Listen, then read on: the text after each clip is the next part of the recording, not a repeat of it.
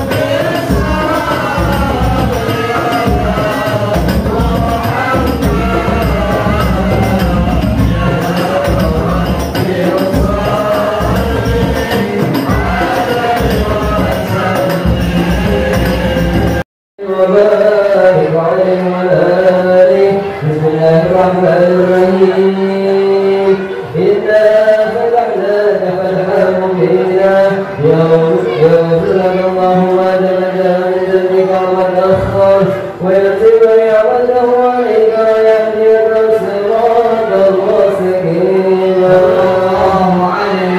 وينصرك الله نصرا عزيزا لقد جاءكم رسول من أنفسكم عزيز عليه ما يعنتم حريص عليكم بالمؤمنين رؤوف رحيم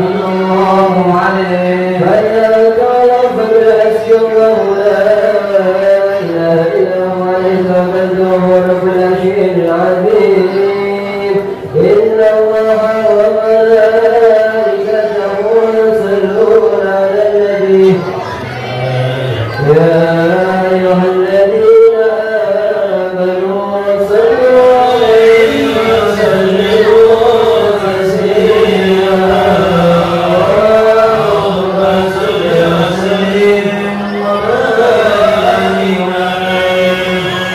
اللهم صل وسلم وبارك عليه وعلى آله بسم الله الرحمن الرحيم الحمد لله القوي الغالب الوارث الباعث الوارث المهدي السالب عالم الكين والبين والزائل والذاهب يسبح الآخر والبائن والطالب والوارث ويوهده النائب والصائد والجامد والذائب يضرب بأهله ساكن ويسكن بفضله الطارق لا إله إلا الله حكيم مذهب الحكم والأدائب في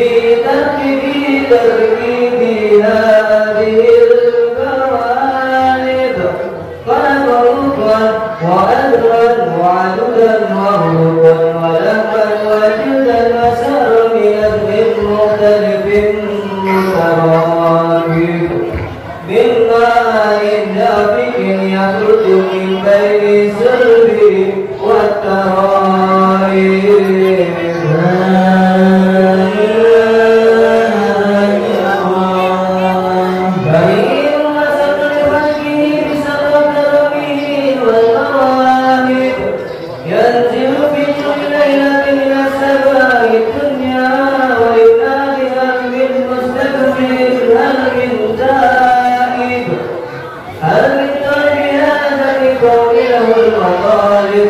فلو رأيت القدام ثيابك الأخلاق وقد جاءوا في الدروب السواكب واذكر بين نذير والتائب وطائف لنفسه وعاتب وهارب من الذنوب إليه هارب فلا يزالون في الاستغفار حتى يكف كف النهار دون البيان فيعود الفاز بالمطلوب والمطلوب المطلوب ولم يمت أحد من القوم وهو خالد لا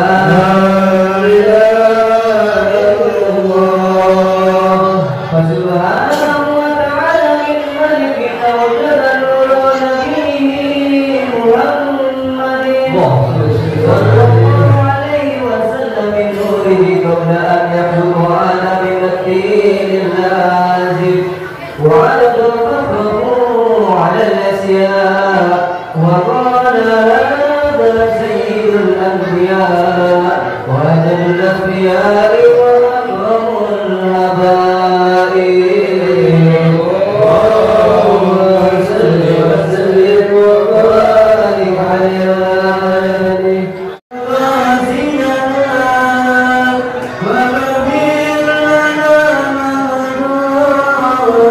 لنا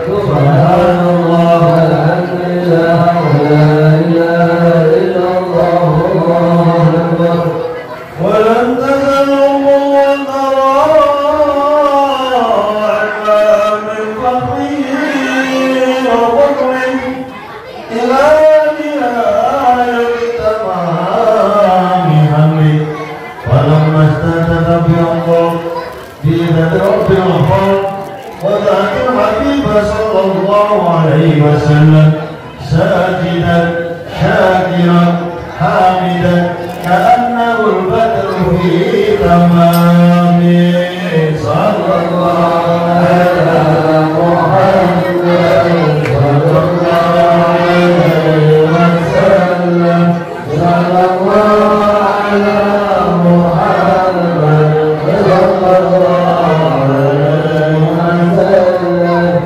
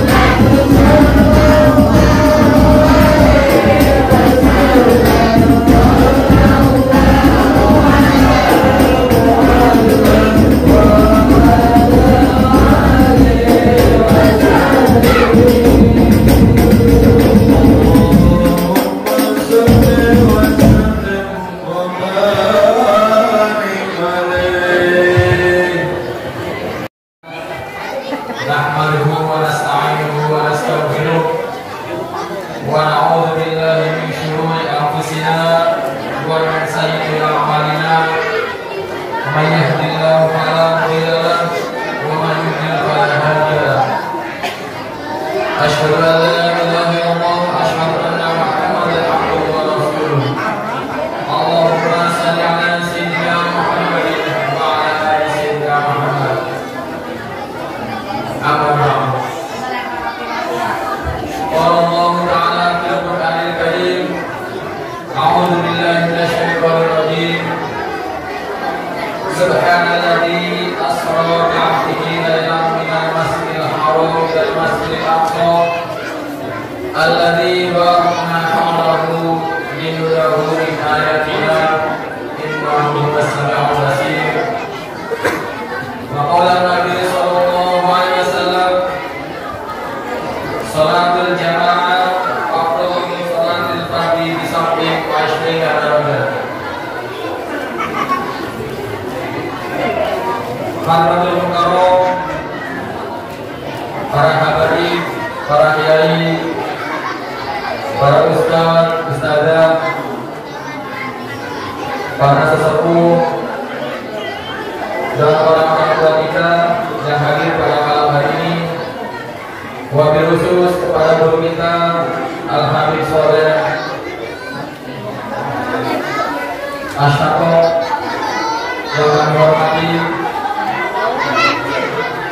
kepada guru kita Kiai Haji Mahmud Murad yang kami hormati, tim Hadro yang masih bersemangat untuk memeriahkan acara kita, bapak-bapak, ibu-ibu, hadirin dan adik-adik semuanya yang dirahmati Allah Subhanahu wa taala. Alhamdulillah pada malam hari ini kita bisa berkumpul, bisa hadir di tempat yang mulia ini untuk menghadiri malam peringatan Isra wal Mi'raj Nabi Muhammad SAW. Mudah-mudahan apa yang kita dapatkan pada malam hari ini, ilmu dari guru kita bisa diamalkan untuk kehidupan bekal sehari-hari. Amin ya rabbal alamin. Kedua kalinya salawat dan salam senantiasa marilah kita sampaikan kepada Nabi Muhammad SAW. Hadirin bapak-bapak, ibu-ibu serta adik yang kami hormati, pada malam hari ini kami akan bacakan susunan acara Isra dan Mi'raj Nabi Muhammad SAW. Yang pertama pembukaan dilanjutkan dengan pembacaan ayat Al-Quran. Kemudian acara selanjutnya sambutan dari Ketua DPR serta mewakili panitia. Kemudian acara yang kita nantikan adalah Mau'izah Hasanah yang insya Allah akan disampaikan oleh guru kita Habib Soleh Asyako. Kemudian dilanjutkan dengan guru kita Kiai Haji Mahmud Murad, dan acara yang terakhir merupakan penutup doa.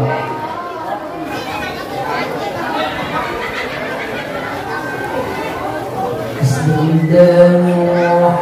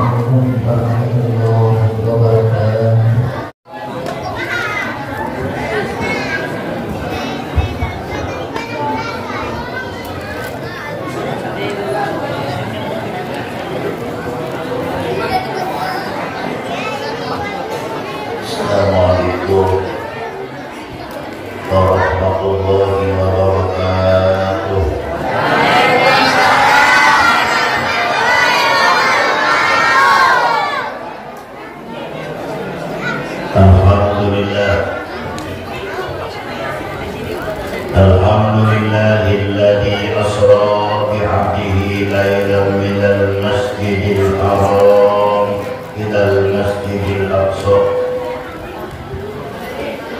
Salatu wassalamu ala sayyidina wa maulana Muhammadin alladhi hasanatuhu la tuhsa wa ala alihi wa ashabihi alladhina fa'alu al-hasanati wa ahli tuqa. Amma ba'du, subhanaka la ilma lana illa ma 'allamtana innaka antal alimul hakim. La haula wa la quwwata illa billahil aliyyil azim. Al-Qarun para halim ulama, tokoh masyarakat, Bapak Ibu, saudara sekalian yang kami hormati, berkhusus guru kita Alhamdulillah Ibnu Hadir Asado, Ketua DKM sekaligus panitia Bapak Hadir Ashabul Yamin, yang sama kita hormati Bapak RW, Bapak RC, saudara kami Bapak Romi dan seluruh jamaah musyawarah Al-Hidayah yang kami hormati. Dulu 20 tahun yang lalu saya pernah ceramah di musyawarah ini. Dulu masih ramah orang yang keramik. Alhamdulillah. Tapi musyawarah kecil. Saya mau umpamanya ini namanya boleh ya? Ya. Ini musyawarah kecil ya, kata saya kecil. Kalau sholat maghrib berapa sah? Alhamdulillah. Bagus. Sholat isya? Gimana? Ada juga. Subuh.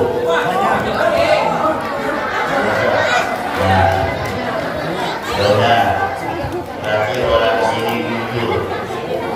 Kalau aku 4 3 2 sudah berperang teman. Saudara sekalian, malam ini kita memperingati Isra dan Mi'raj. Apa sih Isra? Apa sih Mi'raj? Isra itu perjalanannya Nabi Muhammad dari Masjidil Haram menuju Masjidil Aqsa. Ini namanya Isra.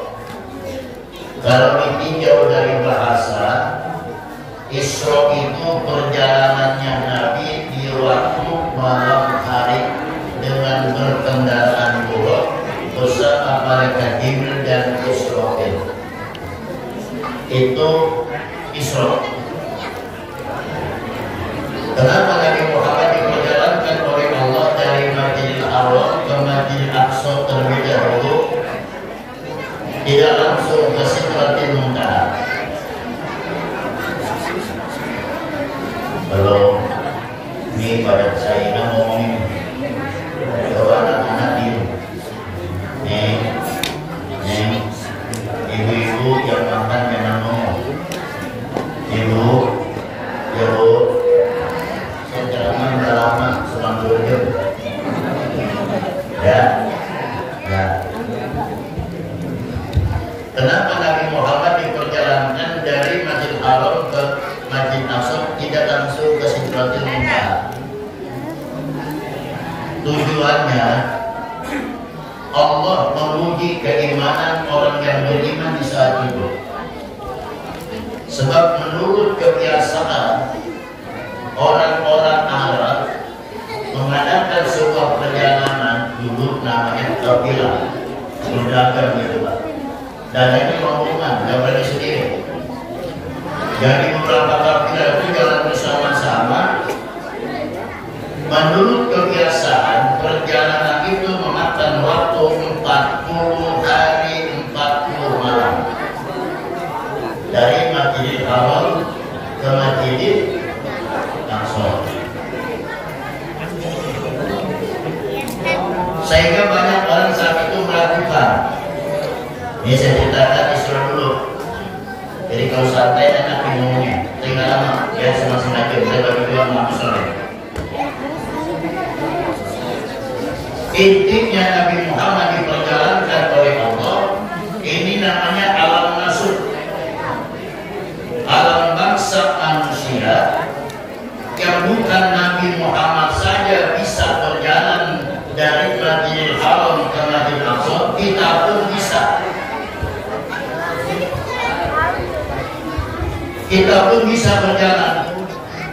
Hanya perbedaannya Nabi Muhammad berkendaraan lebih cepat sebab Allah yang berkehendak. Sementara kita pengen ke Masjid Aqsa jalan sendiri dengan berkendaraan pesawat atau kendaraan, waktunya lebih lama. Hanya itu perbedaannya. Tapi seluruh manusia bisa.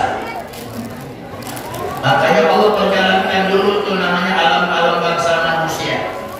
Sehingga bisa mendapatkan cerita tersebut orang yang melihat, orang yang mendengar, yang mereka percaya. Subuh pun begitu. Ada orang yang percaya semakin percaya, yang setengah percaya menjadi murtad, yang kafir semakin jadi kekafir-kafirannya.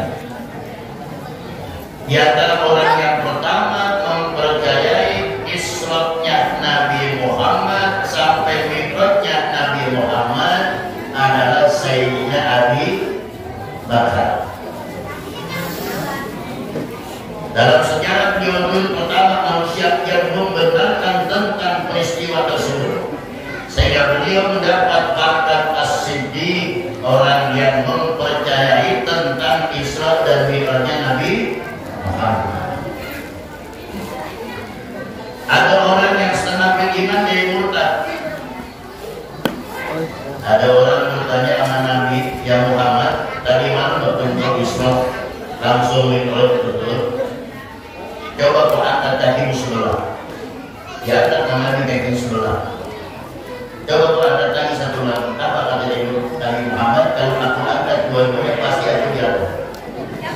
Kata orang tadi, mana mungkin kau bisa Isra dan Mi'raj dan mengangkat kedua kaki kamu saja tidak mampu. Akhir orang tadi suruh datang kepada Sayyidina Ali, bertanya Sayyidina Ali, apa jawabannya? Datang orang tadi ke Sayyidina Ali. Sayyidina Ali gak jawab, masuk ke kamar, ambil pedang, langsung dibatok itu orang mati. Orang tadi bertanya, sahabat tadi bertanya, ya Ali, kenapa kau bunuh orang tadi? Bukankah orang tadi itu pengen penjelasan, bertanya kepada kau bagaimana tentang peristiwa Isra-nya dan Mi'rajnya Nabi Muhammad?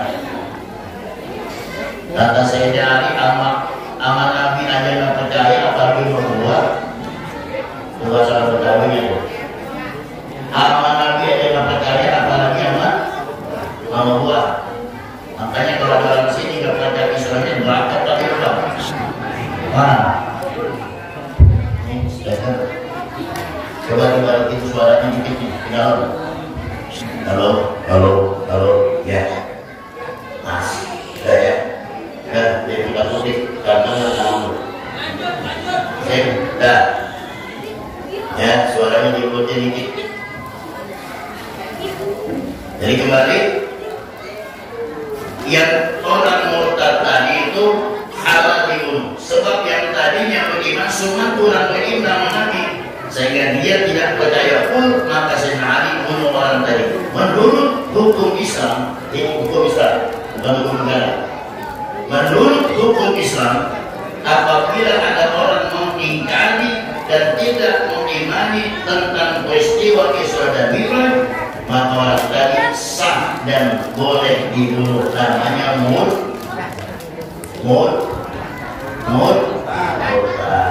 tanggung jawab ya Pak. Sedikit saya keluar, tapi gak niat sini sampir. Mari sama-sama kita berpikir. Kemarin hari Minggu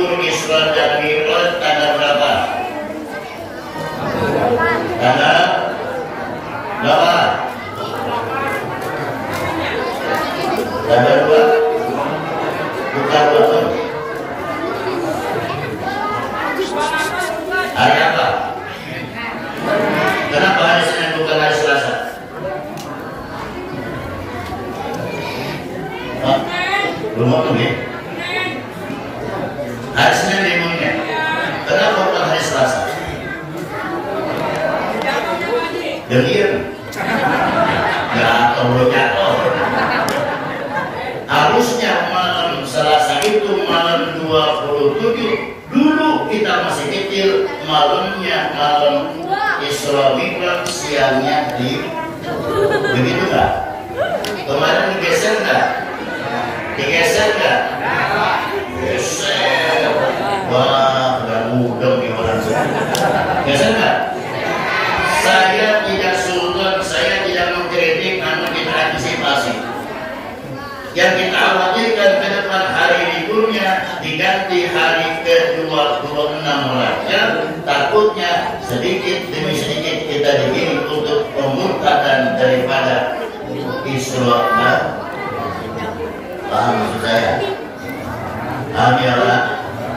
Makanya alhamdulillah tetap kita yakin, tetap kemarin malam Isra dan Mi'raj, malam 27 Rajab, tetap hari Selasa merupakan hari libur buat orang yang agak kerja. Yang kerja liburnya hari Selasa, yang kerja hari. Lalu di zaman Nabi saja Pak, yang langsung menyaksikan peristiwa Isra dan Mi'raj, ajak nabinya langsung ditindakan, banyak yang kagak percaya, apalagi sekarang. Sebab Isra dan Mi'raj jawabannya bukan akal, bukan ilmu. Akal kita kan bakal mampu bakal menembus pikiran bagaimana peristiwa Isra dan Mi'raj, gak bakal mampu. Kenapa? Sebab pikiran dan akal kita terbatas, gak bakal mampu. Tapi kalau iman yang menjawab, apapun yang dilakukan oleh Allah pasti kita percaya. Alhamdulillah. Iman jawabannya nih. Kalau orang beriman kan gak macam-macam. Jauh. Saya mau tanya, sakitan mana berada Ahlu Sunnah?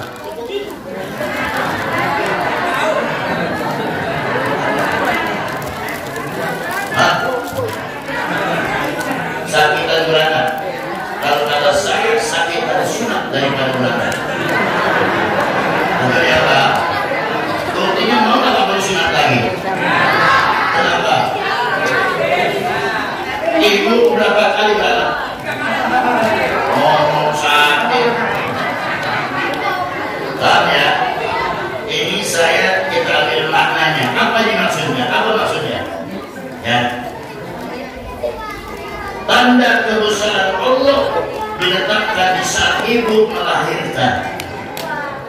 Ya, tanda kebesaran Allah. Dan kita selaku suami wajib percaya. Di situ ada tanda kebesaran Allah. Bagaimana mungkin Pak masuknya 3 on, kuahnya 3 kilo? Ayo pikirin. Masuk 3 on, keluarnya 3 kilo. Tuh. Ini kita penuh makna, ya, jangan dianggap senior. Bapak minta maaf ya, yang saya tanya ibu dulu nih. Kenapa? Sebab ibu itu kalau nggak ditanya ngomong sendiri. Paham sudah? Saya, sekarang saya mau tanya. Kalau tadi ibu mengatakan bahwa melahirkan lebih sakit daripada sunat, saya orang lagi nggak mau disunat lagi. Kenapa? Kesian buat ibu jatahnya nggak ada. Tapi ibu-ibu berapa kali melahirkan? Di sini Allah bertanya kepada kita, wa fi anfusikum afala tubsirun. Hai manusia, dalam dirimu itu banyak tanda-tanda kebesaran Allah. Tidak atau berpikir tentang kebesaran Allah. Kalau tidak ada tanda kebesaran Allah di saat ibu melahirkan, tidak mungkin ibu satu. Bagaimana mungkin kejadian mana kalau bocah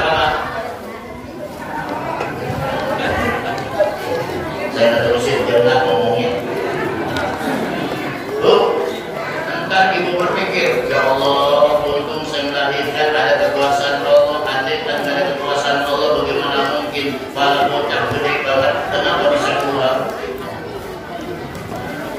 Tahu? Oh, ibu gak pernah nanya tuh, ini mana kepala Allah kalau? Udah, saya nggak terusin. Nanti dia nggak urusan nih, kabur banget. Paham ya? Itu tanda kebesaran Allah dan Allah berkehendak. Ada lagi nggak? Menurut ilmu kedokteran, kuku dan gigi tercipta daripada zat kabur. Kenapa kuku bisa panjang, giginya panjang-panjang? Pikirin. Ya. Tuh. Kenapa kuku bisa panjang, gigi nggak panjang-panjang? Kamu yang dibangun kan soalnya bang. Ya. Ya terlalu kan soalnya. Kenapa kuku bisa panjang, gigi nggak panjang? Di situ tanda kebesaran Allah. Untung giginya panjang-panjang, dia nggak terlalu panjang. Seminggu dari potong gokil semuanya. Wafi anfusikum abala dosirun. Kalau menurut manusia semua ada asbab dan akibat, tapi kehendak Allah nggak bisa diintervensi dengan manusia. Apa yang diperbuat oleh Allah nggak bisa diprediksi oleh manusia. Ini hebatnya nih. Isra dan Mi'raj. Kalau tadi perjalanan Nabi Muhammad memakan waktu yang teramat singkat, di situ ada kehendak Allah. Kalau Allah tidak berkehendak, nggak mungkin terjadi. Namanya alam nasib, alam bangsa manusia. Dari Masjid Aqsa menuju langit yang ketujuh, namanya alam malakut, alam bangsa para malaikat. Manusia tidak sanggup untuk mengikuti perjalanannya Nabi Muhammad beserta malaikat Jibril dan Israfil. Kenapa? Manusia tidak bakal nyambung, kecepatan buruk. Makanya dikatakan alam malakut. Sampai langit yang ketujuh menuju Sidratil Muntaha, namanya alam lahut, alam bangsa ketuhanan. Jibril walaupun memimpin para malaikat tidak akan mampu menembus Sidratil Muntaha. Kenapa? Sebab Jibril tidak dikehendaki oleh Allah memasuki alam lahut, alam ketuhanan. Tapi Allah berkehendak kepada Nabi Muhammad. Nabi Muhammad manusia, tapi Nabi Muhammad adalah manusia yang luar biasa. Allah berkehendak memperjalankan Nabi Muhammad dari Masjidil Haram, Masjidil Aqsa terus sampai ke Sidratil Muntaha. Ini adalah kehendak Allah. Kalau Nabi Muhammad juga nggak bakal sanggup, nggak sanggup. Sebab kenapa? Sebab memang Nabi Muhammad juga manusia, tapi manusia yang luar biasa. Itu jangan dikatakan sahabat Muhammad sama kita manusia, tidak, jangan. Tetap Nabi Muhammad adalah manusia, tapi pasti berbeda kualitasnya dengan kita. Ulama mengatakan, ya, kita ini manusia bagaikan batu, ya. Nabi Muhammad itu bagaikan batu mutiara di tengah-tengah batu koral. Jadi nggak mungkin sama harganya mutiara dengan batu koral. Maaf saya bukan pamer, batu cincin saya, maaf dicontoh juga paham. Itu kan amat batu setrek nggak bakal saya mau. Walaupun banyak batunya, kenapa? Maaf, bukan saya pamer, biar paham. Nabi Muhammad Yaqutun bainal ahjar, Nabi kita Muhammad adalah bagaikan bintang berlian di tengah-tengah batu kali. Jadi kita ini pak ibaratnya batu kali. Awas tidak tersinggung nih, katanya dari tersinggung laporin saya. Karena kan nggak boleh tersinggung pak. Ya, ini saya termasuk batu kali Nabi Muhammad kalau berlian kecil paham nggak? Itulah Nabi kita Muhammad.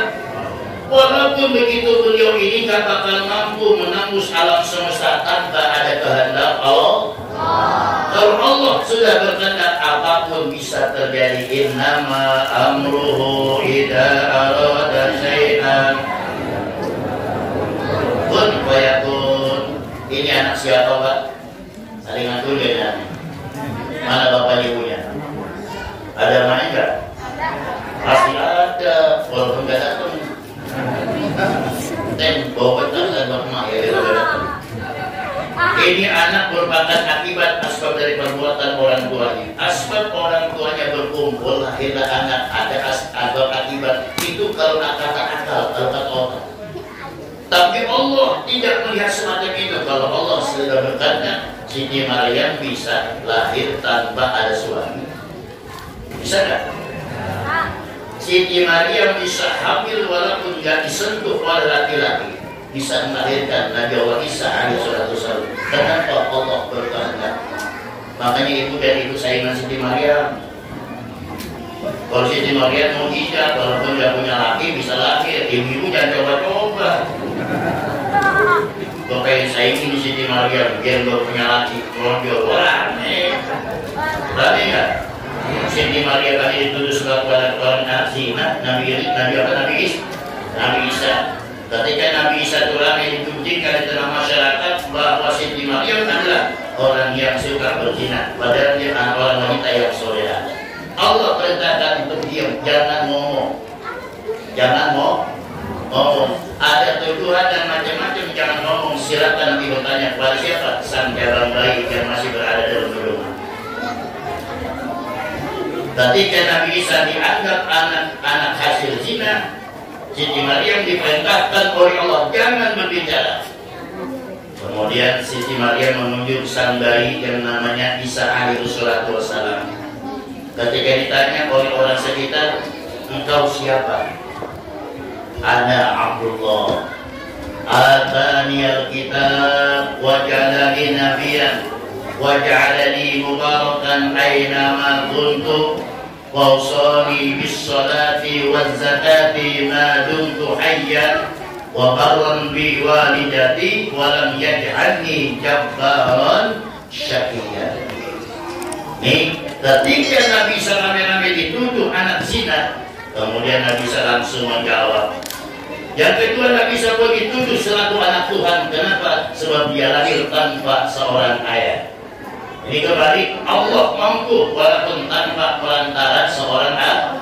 Ketika dituduh Nabi Isa anak Tuhan, Nabi Isa berkata, Inni Abdullah. Saya hambanya Allah. Berarti bukan anak Allah. Inni Abdullah atani al-kitab, di mana aku dijadikan oleh Allah seorang hamba, diberikan sebuah kitab. Kitab apa yang Nabi sampaikan? Nah, kitab ini wa usani bis salati waz zakati ma dumtu hayya. Dan Allah selalu memberikan perintah kepada aku dan berwasiat kepada aku selama hidup, jangan tinggalkan zakat dan salat. Kemudian berbakti kepada orang. Ya Pak, ini sedikit kita singgung. Walaupun ini bukan peristiwa Isra dan Mi'raj tentang kelahiran Nabi Isa, Nabi Isa berkata, wa awsani bis salati waz zakati ma dumtu hayya. Allah mewasiatkan kepada aku, kata Nabi Isa, untuk selalu melaksanakan sholat dan zakat dan berbakti kepada orang. Ini 3 poin disampaikan. Ya, nanti Habib Soleh yang teruskan masalah Isra dan Mi'rajnya. Nabi Isa diwasiatkan oleh Allah apa yang pertama? Sholat. Cuman kita nggak tahu cara sholatnya Nabi Isa, berbeda syariatnya dengan syariat Nabi kita Muhammad. Umat Nabi Muhammad diwajibkan sholat oleh Allah sebanyak 50 waktu asal muasalnya dengan keringanan dan saran dari Nabi Musa. Alhamdulillah tinggal 5 waktu. Mudah-mudahan kita bisa istiqomah menjalankan sholat yang 5 waktu. Amin. Nabi Ibrahim berdoa, Rabbi ja'alni muqimas shalah wa min dzurriyyati. Ya Allah, jadikan kami hamba yang istiqomah menjalankan sholat dan anak cucu saya pun bisa melaksanakan ibadah sholat. Lalu apa buat umat Nabi Muhammad? Dulu ketika Allah menciptakan malaikat Jibril, Jibril bertanya kepada Allah, ya Allah, adakah makhluk malaikat yang lebih hebat, yang lebih gagah daripada saya? Kata Allah, ya Jibril, tidak ada yang malaikat melebihi daripada engkau.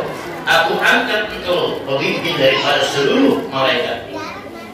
Ketika dipuji oleh Allah, maka malaikat Jibril sujud kepada Allah 2 kali sujud. Enggak lama sujudnya, cuma 40.000 tahun.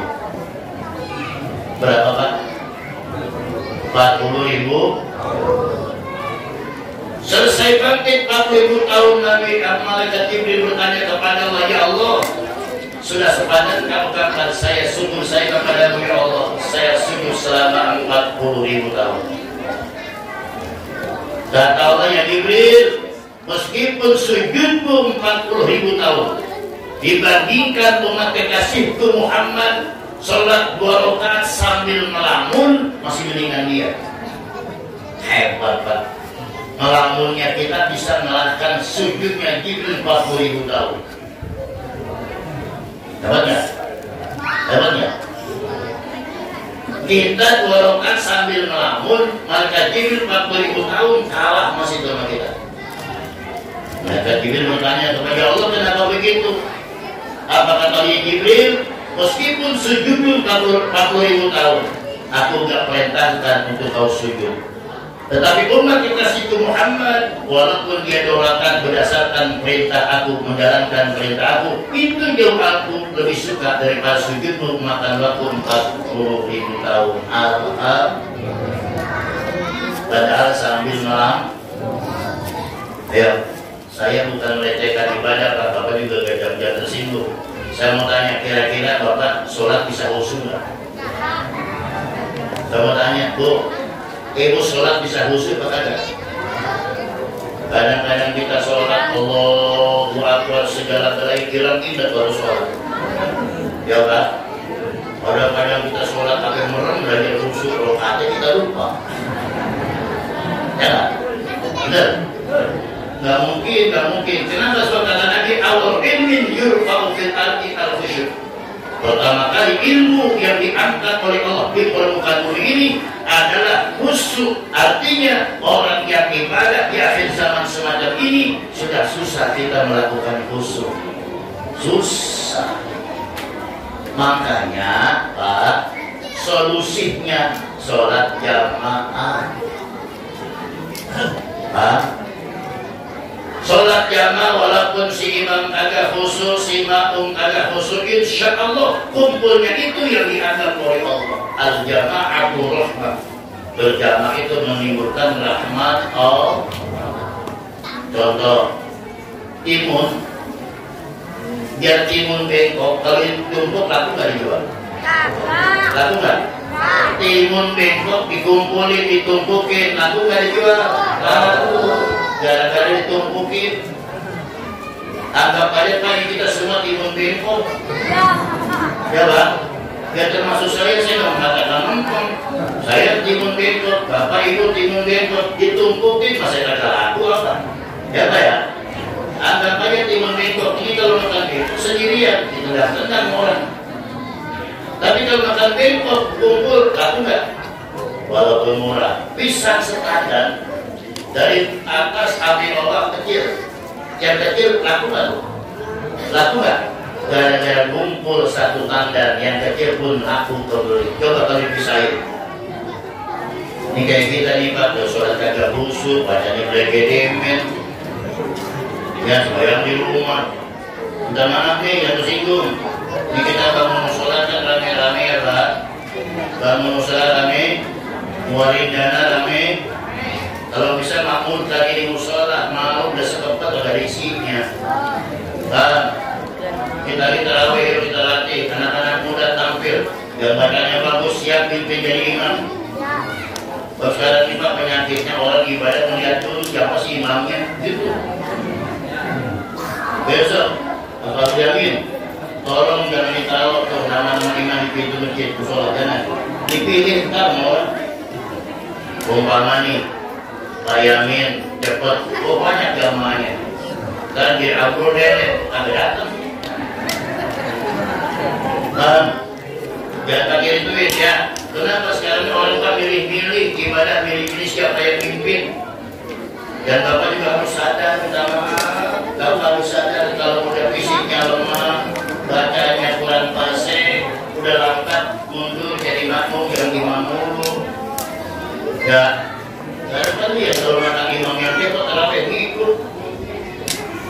Anak muda tampil, suaranya enak. Alhamdulillahirabbil alamin, Ar-Rahmanir Rahim, Maliki Yaumiddin, Iyyaka na'budu wa iyyaka nasta'in. Insyaallah betah jamaah di musholanya. Tapi kalau imamnya nenek, Alhamdulillahirabbil alamin, Ar-Rahmanir Rahim. Yang sama-sama hati-hati apa? Jawabnya sama, amin. Anak muda langsung dia amin. Apa? Besok malam yang kedua sepi musola. Nanya lagi imamnya, atau pada kemana nih orang yang tahu singkong lelet banget. Nah, udah orang kecil ini besok kebut lagi, nanti sholat. Ditanya sadar anak muda tampil, yang pasti jangan mundur. Jadi kebanyakan kita saya gedeg di rumah Ustaz. Gedeg sama Ustaz. Kalau sholat Jumat dia nih nggak ada rakaat, sholat Jumat semestinya. Kalau sholat sunat yang di belakang. Walaupun kita kaji bertugas, kalau kita di sini untuk dakwah. Ini kadang Ustaz sholat sunat tahiyatul masjid di belakang. Banyak yang gini ya Pak, banyak kan. Akhirnya nih yang jadi ini kosong di belakang iman. Tahu-tahu di belakang imam preman pakai kaos ada tulisannya kecap-cap kamu. Dan tadi di belakang jadi bingung. Allah kecap-cap banget. Kebetulan dengan ada imam batal si makmum tuh yang preman tadi nggak bisa cara jadiin berantakan sholat. Gara-gara Ustaz nggak sembahyang di belakang imam. Yo. Harus disiplin Pak, harus nyata yang rapi ya, supaya kita bisa sama-sama ibadah yang baik. Ini kalau saya terusin yang namanya ibadah yang bakal ada selesainya. Jadi kembali terhadap Allah tidak bisa dibendung dengan kemampuan daya pikir manusia. Ashabul Kahfi berapa lama tidur di gua? 309 tahun. Allah berkehendak kepada Ashabul Kahfi nggak makan, nggak minum, hidup. Kenapa Allah berkehendak kepada siapa? Ashabul. Bapak jangan ikut-ikut. Bapak jadi Ashabul Kahfi kan? Masuk kamar, jangan keluar seminggu, insya Allah mati. Kenapa? Sebab Allah nggak berkehendak sama kita, betul. Ketika Allah ya menguji Nabi Ibrahim, Nabi Ibrahim dituduh sebagai orang yang mengajak-ajak waktu ibadahnya orang-orang umatnya saat itu. Bagaimana Nabi Ibrahim dibakar oleh raja Namrud? Apa yang dibaca? Hasbunallah wa ni'mal. Allah berkehendak kepada apa yang dibaca oleh Nabi Ibrahim, sehingga Allah perintahkan Nabi, ya naru uni bardan wa salaman ala Ibrahim. Wahai api, diam, adem. Ibrahim dibakar nggak terasa panas tapi dingin berkat bacaan Hasbunallah. Bapak bisa nggak baca itu? Hasbunallah wa ni'mal wakil, ni'mal maula. Masukin dalam kompor. Insya Allah amus. Kenapa? Sebab Allah nggak berkehendak. Allah berkehendak kepada Ibrahim. Paham? Dan ini aja. Kalau saya panjang lagi nggak beda. Bagi dua waktunya. Saya 9:30 harus keluar. Ya. Ke tempat yang kedua dari sore kali yang ketiga. Ini maaf Pak Rowi. Ya, yang mudah panitia. Saya lupa nyatet. Ada orang yang mengundang saya sih minta waktunya di 2 bulan yang lalu. Astagfirullah. Saya bilang, hampir nggak batal aja di sini. Nggak terima katanya. Jadi sama saya pulang boleh ya, boleh ya. Minta maaf ya. Tadi saya ngomong kasar, minta maaf kalau di situ. Kenapa omongan saya kasar? Sebab yang saya hadapi semua makhluk kasar. Kalau Bapak itu makhluk halus nggak begini ngomong saya. Ya, mohon maaf yang sebesar-besarnya kita berdoa mudah-mudahan Allah berkatkan hidup kita, panjangkan umur kita, memasuki pada bulan Ramadan. Amin ya Rabbal alamin. Bapak Ketua DKM pantun ikan gabus, ikan sepat, ikan gabus. Lagi kalau saya tambah ini ikan sepat, ikan gabus, ikan gurame, ikan danau. Itulah nama-nama ikan. Wassalamualaikum.